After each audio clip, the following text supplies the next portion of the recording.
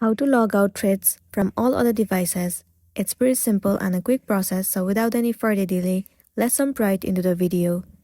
Start by heading over to any of the web browser. Once you're in here, search for threads.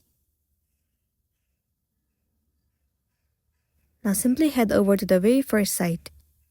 Once you're in the official page, you have to click on Login with username instead.